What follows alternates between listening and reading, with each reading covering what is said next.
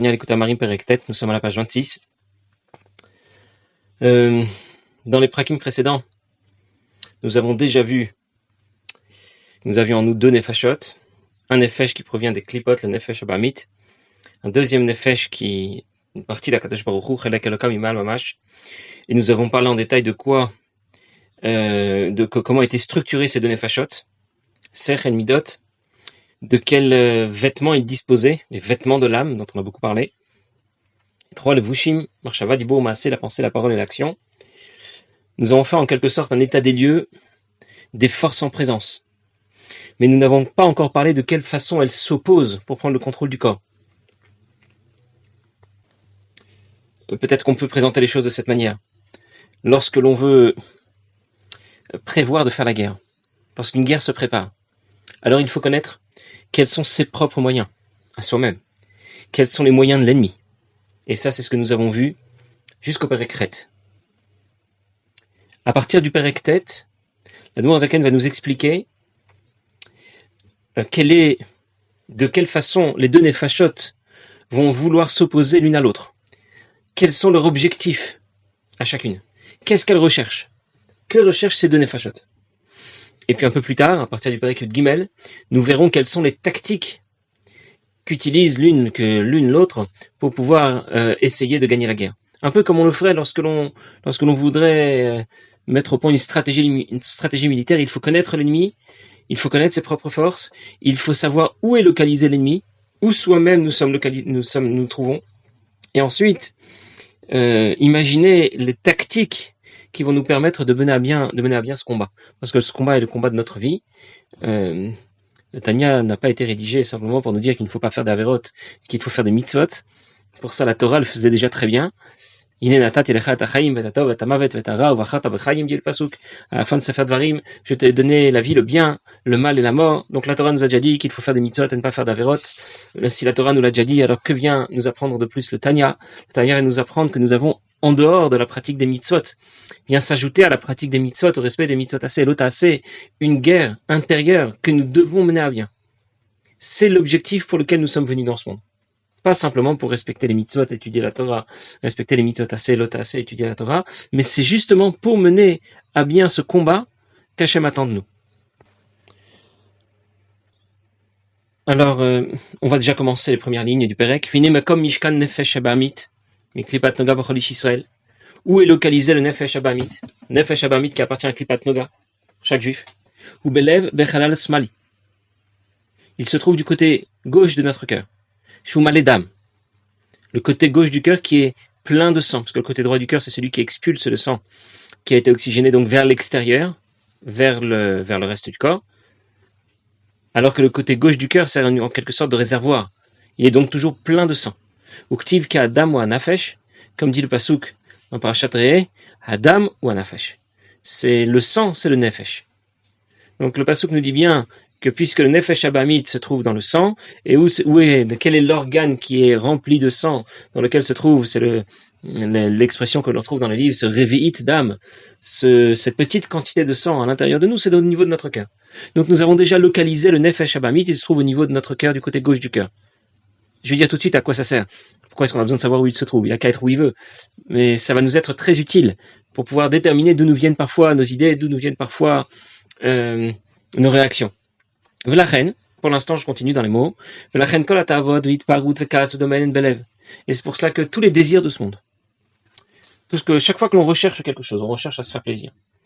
En plus, itparut, l'Admour Zaken le prend dans ce sens-là, parce que d'abord, on recherche à se contenter et à se faire plaisir, et puis ensuite, itparut, on trouve même ça bien et joli, on trouve ça beau. V'kas, et puis ensuite on en vient à la colère, parce que si on n'a pas pu l'obtenir, eh bien du coup on se met en colère. C'est pour ça que la Zaken les reprend dans ce sens-là. V'domen et tout ce qui pourrait ressembler à ce genre de réaction, en belev. Comprendre que ce sont des réactions qui proviennent à la base de notre cœur, du centre de nos sentiments, mais à lève, en nitpashtot b'cholagouf. Et c'est à partir du cœur que ces sentiments de tava, de hitparut, de kas, de mauvais sentiments, vont ensuite se répandre vers les autres membres du corps, et va aussi pouvoir affecter le cerveau, pour y penser, ou les traquembaen, voir y réfléchir sérieusement. Comment chez Adam Korobelev, comme le sang qui, au départ, se trouve au niveau de notre cœur. Ma'alav il pachette le cholai varim, et à partir du cœur, il s'étend à tous les autres membres du corps, vegam la moach shebrosh, y compris vers le cerveau. Voilà pour notre nefesh abamit. Bon, je vais récapituler et en même temps anticiper un peu, parler de notre nefesh à Elokit. Pourquoi est-ce qu'il est tellement important de savoir où est localisé notre nefesh à Elokit et notre nefesh abamit? Parce que c'est comme dans une base militaire, comme lorsqu'on parle du combat qui peut avoir lieu entre deux armées. Les soldats partent en mission à partir de leur base. Ils quittent leur base pour partir en mission. C'est dans le même esprit que nous allons définir, situer les deux nefashot. Pour l'instant, nous avons lu le nefesh abamit qui se trouve au niveau du cœur. Nous allons lire tout de suite après le nefesh elokit qui se trouve au niveau du cerveau, mais aussi du côté droit du cœur. Parce que cela va nous aider à repérer et identifier l'ennemi qui se cache. Parce qu'en plus, notre ennemi ne vient pas à visage découvert. Il se cache. Je vais juste continuer encore une petite ligne avant d'expliquer et de développer. Comme je viens de dire, où se trouve situé le nefesh elokit? Il se trouve au niveau du cerveau des mochin, de la tête. Et c'est de là qu'il s'étend vers tous les autres membres du corps. Vegam belev bechalal aymani shen bodam, y compris du côté droit du cœur qui n'est pas rempli de sang, parce que le sang qui s'y trouve va être constamment expulsé. Ou comme dit le pasuk, lev chacham limino. Le cœur du chacham est à sa droite. Bon, qu'est-ce que la Noirzaken veut nous dire ici? A priori, le pshat, lev chacham limino, lev ksil molo, celui qu'on appelle ksil, l'idiot, celui qui fait l'idiot, qui joue à l'imbécile, c'est notre nefesh abamit. Lev ksil lismolo se trouve à gauche. Alors que lev chacham, le cœur du chacham, est mino à droite. On trouve à ça une expression très directe dans notre vie de tous les jours. Lorsque quelqu'un est en train d'étudier, eh bien c'est avec la main gauche qu'il va regarder combien il lui reste encore à étudier. Par contre, c'est avec la main droite qu'il va regarder combien il a déjà étudié. Et on a compris bien sûr quelle différence cela faisait entre regarder combien il nous reste et combien on en a déjà fait. Lev chacham limino, lorsque le pasuk dans Kohelet, Shlomo HaMelech nous dit que le cœur du chacham est à sa droite. Cela veut dire que, contrairement au nefesh abamit qui ne réside qu'au niveau, il n'a qu'une seule base, au niveau du cœur, du côté gauche du cœur, eh bien le nefesh elokit, lui, a deux bases. Une base principale qui se trouve au niveau du cerveau, mais une base secondaire qui se trouve lui aussi au niveau du cœur. Au niveau du cœur, du côté droit. J'anticipe un petit peu sur ce que nous allons voir dans la suite, mais cela nous amène déjà à comprendre que notre nefesh elokit a une shlita, a déjà, dans le rapport de force entre les deux, il a déjà un certain avantage, parce que lui ne se contente pas d'envoyer ses soldats en mission depuis sa base principale, il a même une base secondaire qui peut lui servir de point de départ pour les missions qu'il va lancer dans la guerre qui va l'opposer à son nefesh abamit. L'idée est que, de la même manière que chaque faculté vient investir le membre du corps qui lui revient le mieux, la faculté de voir dans les yeux, la faculté d'entendre dans les oreilles, de parler dans la bouche, etc., eh bien les nefashot vont aussi s'intégrer au côté du corps qui leur convient le mieux et sont le plus adaptés à ce qu'ils sont. Qu'est-ce que c'est qu'un nefesh elokit? Essentiellement, c'est un sechel. Il est intelligent, lev chacham. Son sechel, son intelligence, va l'amener à réfléchir et à comprendre la grandeur de Dieu, l'opportunité qu'on lui a donnée, de pratiquer les mitzvot et d'étudier la Torah. Du coup, il va aimer la Torah et les mitzvot, il va craindre de désobéir. Les choses se passent donc depuis le sechel vers les midot. Alors que notre nefesh abamit lui fonctionne à l'envers, nous l'avons déjà vu quand nous avons décrit notre nefesh abamit. Nefesh abamit, c'est d'abord et avant tout un impulsif. Il aime, il a peur, et en fonction de ce qu'il aime et ce qu'il a peur, alors il va commencer à réfléchir. En d'autres mots, la différence entre le nefesh elokit et le nefesh abamit est que le nefesh elokit est d'abord et avant tout un sechel, et les midot sont au service du sechel. Alors qu'au contraire, le nefesh abamit, c'est d'abord et avant tout des ergashot, des sentiments, des impulsions. Et le sechel sera au service de ces midot. Alors, qu'est-ce que tout cela nous apprend? Lorsque nous avons localisé notre nefesh elokit au niveau du cerveau et notre nefesh abamit au niveau du cœur, eh bien c'est très simple. On se pose souvent des questions dans la vie. On hésite lorsque l'on prend des décisions. Telle ou telle chose qui serait permise, est-ce que je peux le faire, je peux l'utiliser, ne pas l'utiliser? Je ne sais pas à quel à quelle communauté je vais adhérer, à quel groupe WhatsApp je vais m'inscrire, à quel Beth Knesset je vais déjà fréquenter, je vais aller à ce Beth Rabbad ou une autre synagogue ou je ne sais quoi. On se pose toujours des milliers de questions de ce genre. Eh bien, comment savoir si les propositions qui me sont faites dans mon fort intérieur proviennent de mon Nefesh Elokit ou de mon Nefesh Abamit? C'est très simple. Si c'est une proposition qui vient de façon impulsive, j'ai envie, ça me plaît, ici les gens sont sympathiques, ça me tente. Il faut savoir que c'est certainement une proposition qui nous vient de notre Nefesh Abamit.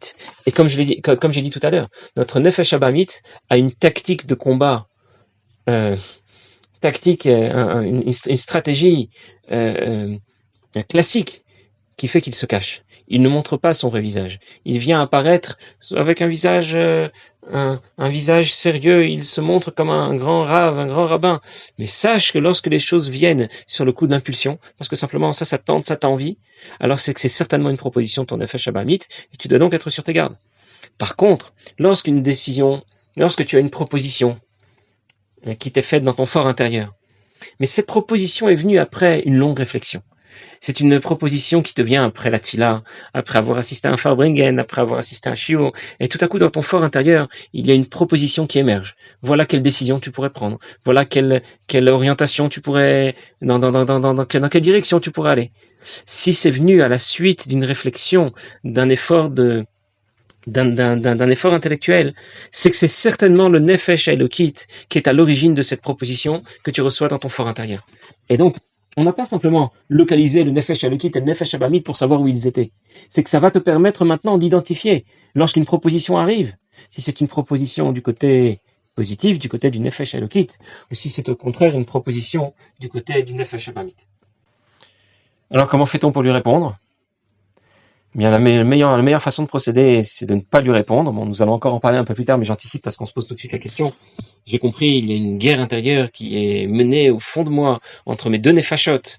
Et je dois faire comment? Mais il faut simplement se fixer des limites. Lorsque j'ai affaire à un petit enfant, je n'essaie pas de le raisonner.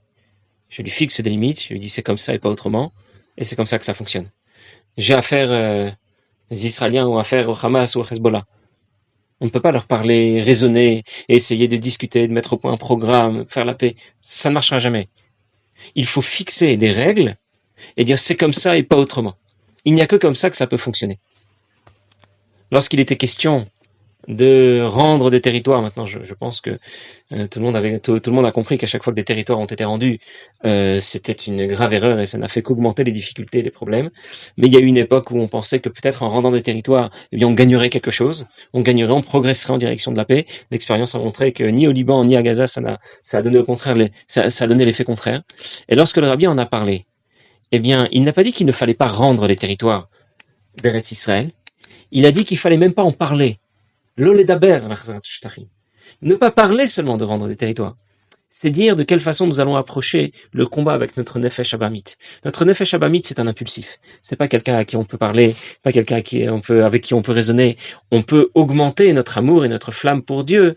Et de cette manière, ces impulsions vont automatiquement être gérées, vont automatiquement être calmées. D'ailleurs, il y a je ne sais plus quel était exactement son rôle et son statut au gouvernement. Est-ce que c'était est-ce qu'elle était à la Knesset, je ne sais pas, une certaine dame qui s'appelait Geoula Cohen, qui a rendu visite au rabbi, et elle a entendu parler au rabbi justement de Harzarat Shtachim, de ne pas rendre des territoires, etc. Et lorsqu'elle était reçue en Yechidout, elle a demandé au rabbi, mais pourquoi vous adressez à des Américains, à des jeunes, à des Bachurim, à des moins jeunes, pourquoi leur parler d'histoire de politique internationale, rendre ou pas les territoires en Eretz Israël. Nous sommes en Amérique, on s'adresse à des Bachurim qui étudient à la Yeshiva, à des Rabbanim, mais aussi d'autres personnes. Mais on a envie de dire que c'est complètement décalé. Et le Rabbi lui a dit, mais qu'est-ce que vous en pensez? Alors elle lui a répondu que c'était certainement en rapport avec une autre guerre. Le Rabbi voulait certainement parler d'une autre guerre qui se passe à un autre niveau, à l'intérieur de nous. Et c'est ce que le Rabbi a confirmé. Le Rabbi a dit, il fallait qu'une dame vienne d'Eretz Israël pour comprendre ce que j'étais en train de dire. Parce que ce que le rabbi voulait dire lorsqu'il disait de ne pas rendre des territoires, de ne pas parler seulement de rendre des territoires. Ce n'était pas seulement une leçon de politique, de stratégie internationale, mais c'était pour nous apprendre comment mener le combat. On ne doit pas rendre des territoires à l'ennemi, on ne doit même pas lui en parler, on doit fixer des règles, les choses sont comme ça et pas autrement. Et c'est comme ça que l'on gagne contre notre ennemi. De manière générale, lorsque quelqu'un va mal se comporter, il n'a pas réfléchi à mal se comporter. Il a agi sous l'impulsion. C'est-à-dire, je sais pas, quelqu'un qui a commis Chas de Shalom, un meurtre, qui a tué quelqu'un ou ce genre de choses, il s'est pas assis longuement, il a réfléchi, il a pesé le pour et le contre, et puis finalement il a tué ou il a volé, et il a mis à exécution son projet. Il a le plus souvent agi sous le coup de l'impulsion, et après d'ailleurs il regrette.